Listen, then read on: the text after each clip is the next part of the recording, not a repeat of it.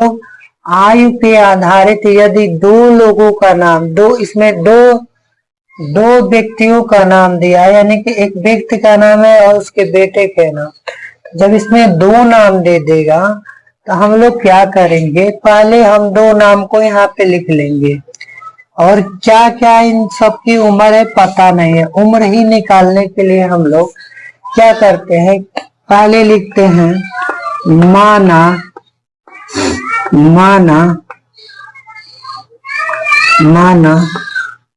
व्यक्ति की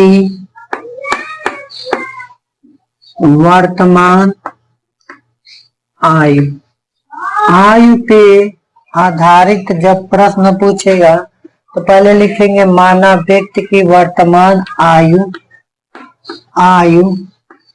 x वर्ष है। मान लेंगे इसी व्यक्ति का जो आयु है वो x वर्ष है, ठीक है, तथा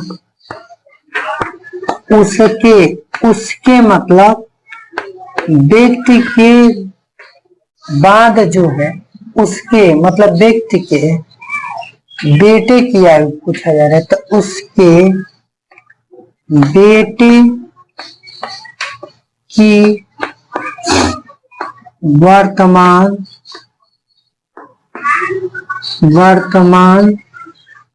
आयु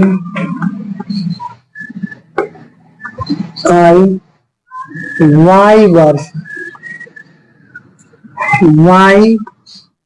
वर्ष है।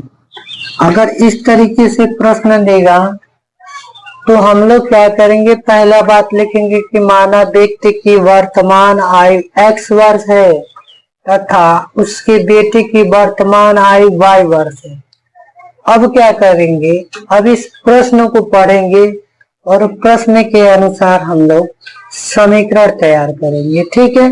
तो इसके बाद जो स्टेटमेंट बनेगा वो बनेगा प्रश्नानुसार। क्या बनेगा, प्रश्नानुसार।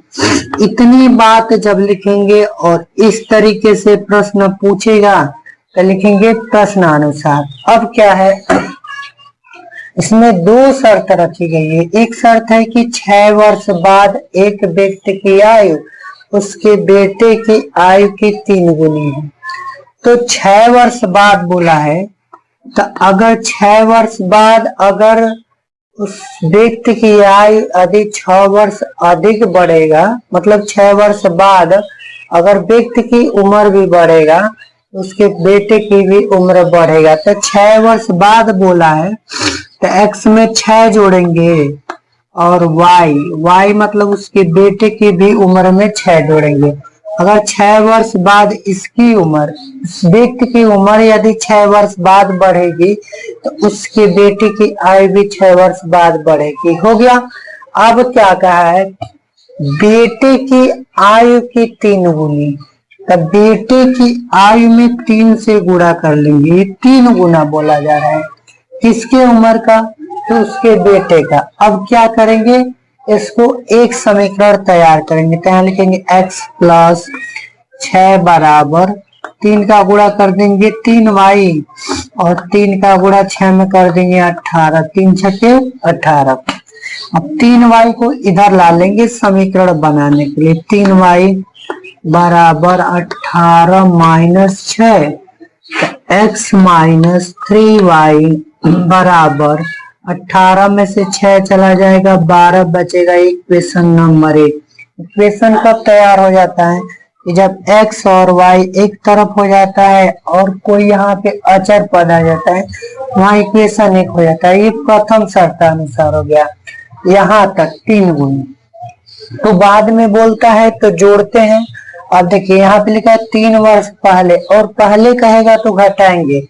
तो 3 वर्ष अगर पहले किसी व्यक्ति की आयु अपने पुत्र की आयु से 9 गुनी थी तो 3 वर्ष इसमें भी घटेगा y माइनस 3। तो इसमें कौ गुना बोला है, पुत्र की आयु से 9 गुना बोला है, तो हम इसमें क्या करेंगे 9 से गुणा कर देंगे। अब इसको हल करेंगे तो यहाँ पे हल करते हुए समझेंगे। पहले लिखेंगे x माइनस 3 बराबर अब ये 9 का गुणा यहाँ करेंगे ब्रैकेट हटाने के लिए, समीकरण बनाने के लिए। तो 9 का गुणा y में होगा तो 9y, और 9 का गुणा 3 में करेंगे तो 9 3 27 हो गया।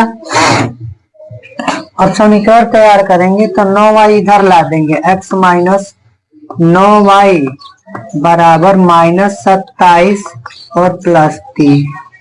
ये प्लस माइनस है तो उधर जाएगा तो प्लस में हो जाएगा। अब यहाँ लिखेंगे x माइनस 9y बराबर 27 में से 3 चला जाएगा तो माइनस ये हो जाएगा 24। ये समीकरण नंबर 2 हो जाएगा, समीकरण नंबर 2।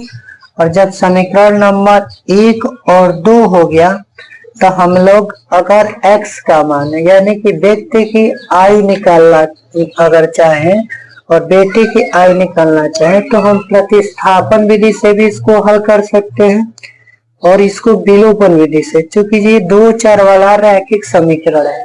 2 चर वाला रैखिक समीकरण पे आधारित ये प्रश्न है। तो हम लोग क्या करेंगे, पहले समीकरण को तीसरा समीकरण बनाएंगे। क्या करेंगे देखिए, यहाँ लिखेंगे x बराबर, हम प्रतिस्थापन विधि से हल कर रहे हैं तो x को इधर ही रहने देंगे, पहले समीकरण को तीसरा समीकरण बनाएंगे। तो x बराबर 12 और प्लस कितना हो जाएगा 3y, प्लस में हो जाएगा 3y। ये हो जाएगा समीकरण नंबर 3, समीकरण नंबर 3। अब यही समीकरण 3 का मान क्या करते हैं, जब प्रतिस्थापन विधि से हल करते हैं तो समीकरण 3 का मान समीकरण 2 में रख देते हैं। जहाँ पे x है वहीं पे यह x का मान जो आया है वो यहाँ पे रख देंगे, समीकरण 3 जो बना है। यहाँ लिखेंगे समीकरण 3 का मान समीकरण 2 में प्रतिस्थापन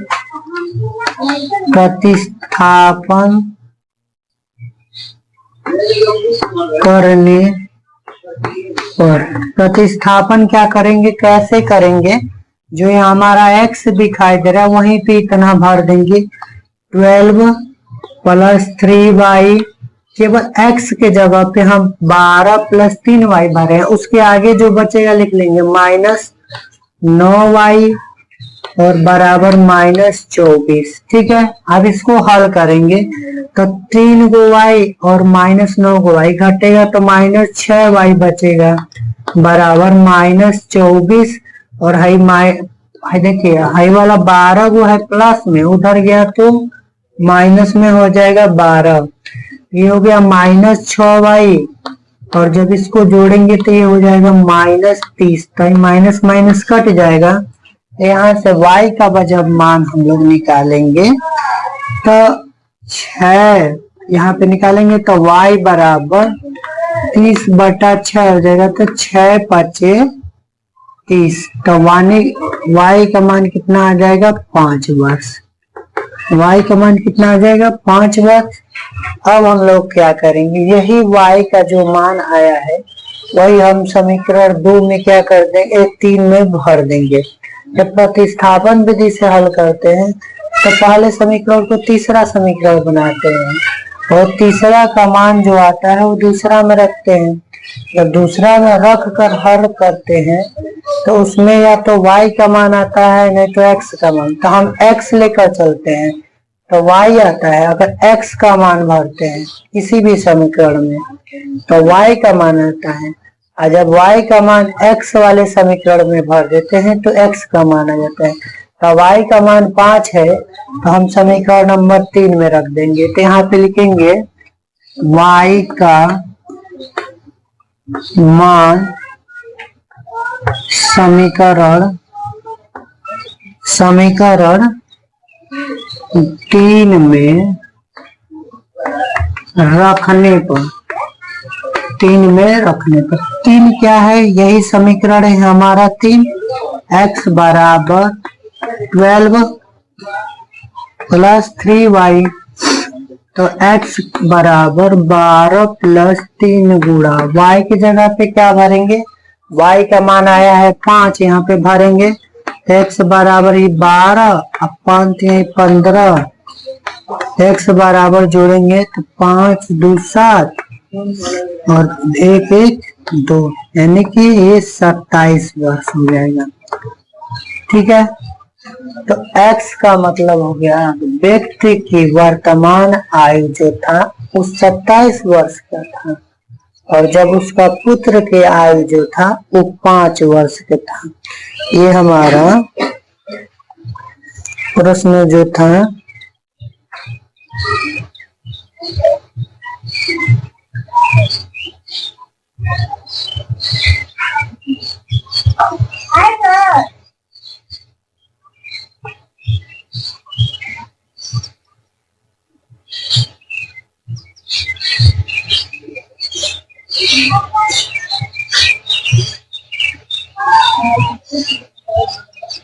यहाँ पे थोड़ा सा देखिए, यहाँ पे 36 होगा, तो यहाँ पे हम लोग 36 जब करेंगे, ये थोड़ा सा गलत आया है, तो 6 से भाग देंगे तो 6 बार में 36 और यहाँ पे 6 रखेंगे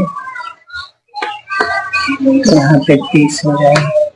बस यहाँ पे हम लोग जोड़ में गलत जोड़े थे, यहाँ पे 24 में 12 जोड़ेंगे, यहाँ 36 होगा।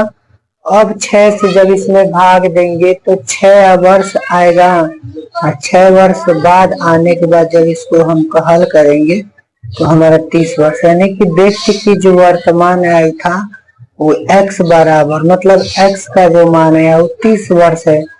x किसको माना गया है? व्यक्ति। तो अतः लास्ट में लिखेंगे अतः व्यक्ति की वर्तमान आयु 30 वर्ष तथा उसके बेटे की आयु 6 वर्ष थी। बस इतना ही लास्ट में लिख लेंगे। अगले वीडियो में भी हम लोग जब मिलेंगे तो आयु पे ही आधारित प्रश्न को हल करेंगे, वो क्लास 10वीं से ही रिलेटेड रहेगा। ये हमारा दूसरा प्रश्न है, इसके बाद जब हम लोग मिलेंगे तो वह तीसरा प्रश्न होगा। आज